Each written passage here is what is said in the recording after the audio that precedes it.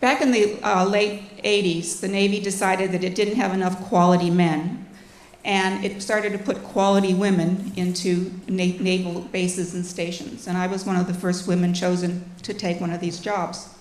And I went to Naval Station Norfolk, which is the largest naval station in the world. And when I got there, the Admiral invited me into his office. He didn't ask me to sit down. I knew something was wrong. And he said to me, "I just want you to know that this is an experiment that the Navy is conducting. You're going to fail, nothing against you. A woman cannot understand what the men need down there on the piers on those ships." Well, let me tell you, for those first 6 or 9 months, I busted my butt. I was there 24 hours, 7 days a week, and I was down on the piers, and I was working with security, and everybody knew I was there. Now, talk about survival. Those 6 months were not about choices. They weren't about balance. They were about succeeding, not just for myself, but for all the other women that followed. And I did what it took to succeed. That was the choice I made, and I took on the job, and I did what it took to survive.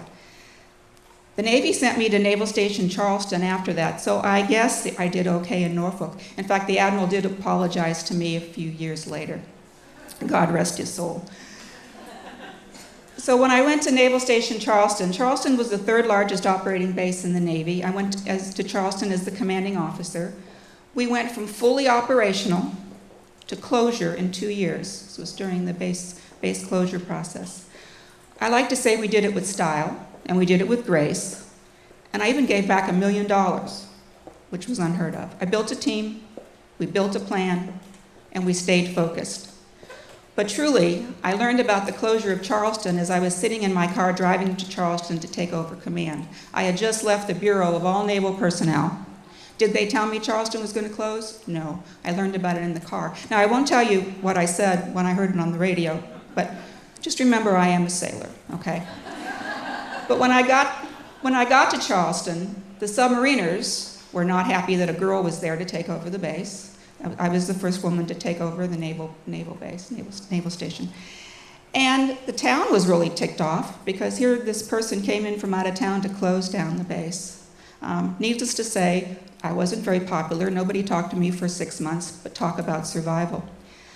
I love building teams, and I could talk about team building for hours and hours and hours. You really are only as good as the people you work with.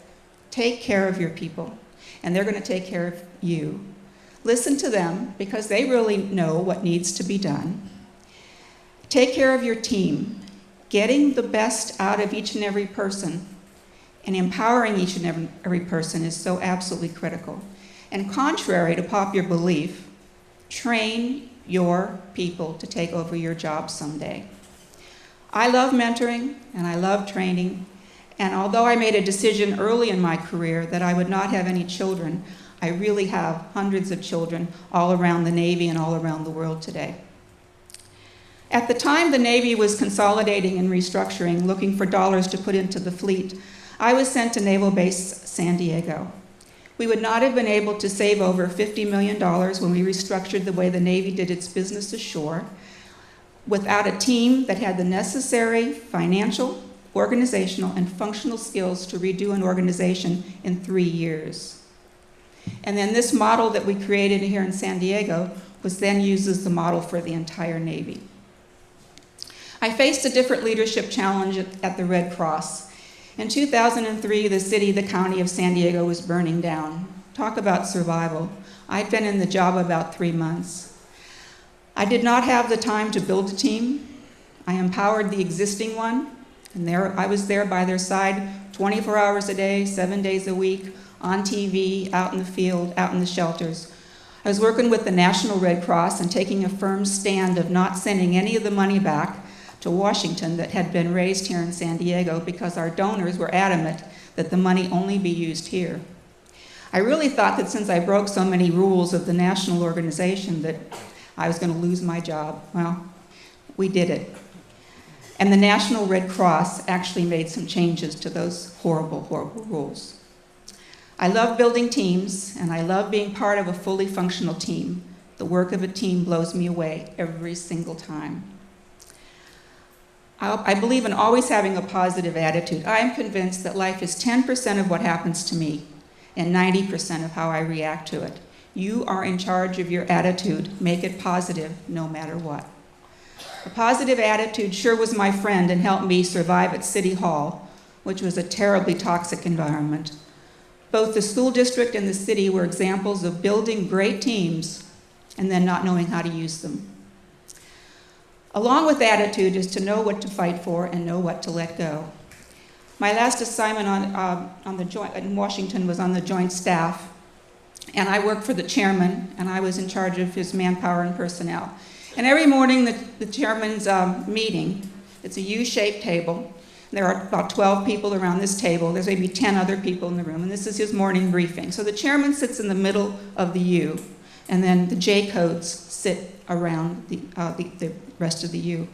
I was the J1. Okay, I was the one-star woman who was in charge of manpower and personnel. I was the most junior person. All the others were 2 and 3 stars. Of course, I was the only woman in the room. When I would speak in the room, nobody would listen. It was like they talked right over me. But I had a speaking part. I was there as one of the chairman's codes. And so I didn't raise a stink. I didn't stomp up and down. I said, how can I be heard? So what I did was, if I had something to say, I would give a note to my boss, who was a 3-star, who sat next to the chairman, and then my boss would announce me. And then I was heard in the room. So once again, it's figuring out how to survive. Be a problem solver and not a problem maker, and for heaven's sakes, don't whine. Let me tell you, appearance is important, and I believe a feminine appearance is important. And I still believe that we live in a man's world, but we don't have to be like one or look like one to succeed. And remember, I still own a flight jacket and a camouflage uniform. It's important to fit in. As I said, when I was in the Navy, I knew what to wear every day. Well, when I went to the city, this is kind of how I looked at the city. We dressed very professionally. And the same thing at the school district. And then I went to General Atomics, and I showed up dressed like this, and I scared every one of those engineers. At GA, what we wore were slacks and blouses and sweaters. It was a much more casual atmosphere. So you have to know what uniform that you need to wear to be able to fit in.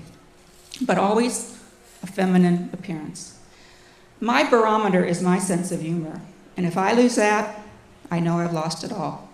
For years in the Navy, I wore a Mickey Mouse watch just to keep me grounded. And my big secret is that I always paint my toenails red. And then that way, when I was standing there in my little black Oxfords, and if somebody was chewing me out, I would just think about my toes, and it would just make me feel better. It's important to have fun and laugh, and not take yourself too seriously. And I try to keep everything in perspective, because most of what we do is not a pivotal point in Western civilization. Tell the truth. It's easier to keep the story straight that way. I always try and do the right thing. My gut always guides the way. Always stop and listen to your gut. It will tell you. It never steers you wrong. Most of what we do does not require an immediate decision. And there's nothing wrong with taking a decision home and sleeping on it and having your gut tell you how to solve it. When I was at the Navy Region Southwest here in San Diego, we were going to buy some computer equipment. And so there were a bunch of firms that were fighting for our business. And I was going downtown to meet with one of the computer companies. And I had my chief of staff with me, who was very handsome. He was a fighter pilot, about 6'2", great in his uniform, had all this gold on him. And I had my driver, and I had my information technology person. So there was me and about 5 other guys. So we're at this building downtown. We come out of the elevator, and all these guys from this computer company, which will go unnamed, came out towards us. And all of a sudden, all these guys grabbed all the guys. And I was left standing. Well, my chief of staff was not supposed to lose me. That was one of his jobs. And he goes, "She be the admiral." So all these guys, wide-eyed, and needless to say, they didn't get the contract. But they had not done their homework. And so, and I'm sure many of you have had this same kind of thing happen to you. I see nodding heads. Now that was 15 years ago, and I had hoped that things have changed, but just a few months ago I was at Nordstrom's, and that's my Disneyland, and I was buying a purse, in fact the purse I have today, and there was a guy behind the counter. I gave him my credit card. My name is Ronnie, R-O-N-N-E, and I gave him my credit card, and he's trying to make conversation. And he goes, "Oh, does Ron know you're buying this purse?" I'm Ronnie. I'm buying this purse. I don't need to ask anybody to buy a purse. I could buy 2 purses if I want to. And so when you think things had changed, you just get reminded again. And I'll bet you have stories like these. So listen up, ladies. My lessons of survival are simple. Understand that women have to work harder than men. Do what it takes. Build a team and empower and mentor. Look like you know what you're doing. It's the confidence factor. Have a positive attitude no matter what. Know what to fight for and know what to let go. Be a problem solver, not a problem maker. Appearance is important. Sense of humor is critical. Have fun and don't take yourself too seriously. Tell the truth. Listen to your gut. And understand that you will have to make choices. You cannot have or do it all. Well, ladies, I still believe that girls can do anything except maybe be the Pope, and we'll work on that one. Someday, Lady Admirals will not be a rarity, and one will be the chairman of the Joint Chiefs of Staff, and the president will be a woman. And your daughters will be presidents of your companies and chairpersons of your boards. And most importantly, women will be respected around the entire world and will no longer be subjected to mutilation and prejudice and subjugation. We will no longer have to tell girls that they can do anything. But until that time, it's up to each and every one of us to share our experiences and to share our stories. And I thank you for allowing me to share my story with you today. Remember that I'm a sailor. Some days, I'm like Admiral Farragut, damn the torpedoes, full speed ahead. Some days, I'm more like my hero, Admiral Grace Hopper, the mother of modern computers, who said, "It's easier to apologize than get permission." But I always remember, a ship is safe in port, but that is not what ships are for. Sail out to sea and do good things. It is not always just about survival. Don't be afraid to take the risk. It really is all about the adventure. Thank you.